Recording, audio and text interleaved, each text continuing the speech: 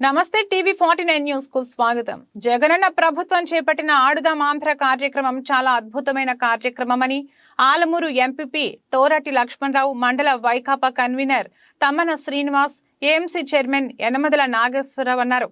ఆలమూరు మండలం చెముడ్లంక ఎస్టీఎస్ఎన్ఎం ప్రభుత్వ ఉన్నత పాఠశాలలో ఆడుదాం ఆంధ్ర క్రీడా కార్యక్రమాన్ని రిబ్బన్ కత్తిరించి ప్రారంభించారు.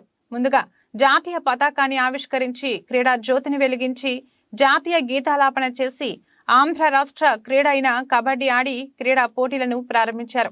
ఈ సందర్భంగా జరిగిన సభలో ఆలమూరు ఎంపీడీఓకే జాన్ లింకన్ తో కలిసి వారు మాట్లాడుతూ రాష్ట్రంలో మునిపెన్నడూ జరగని క్రీడా సంబరాలను గ్రామ సచివాలయాల నుంచి రాష్ట్ర స్థాయి క్రీడా వేదిక వరకు యువతను క్రీడా రంగంలో సమున్నతంగా ప్రోత్సహిస్తూ మరింత మెరుగైన క్రీడా ప్రమాణాలను అందించేందుకు ఉద్దేశించిన క్రీడా మహోత్సవమైన ఆడుదాం ఆంధ్రను విజయవంతం చేద్దామని యువతకు పిలుపునిచ్చారు.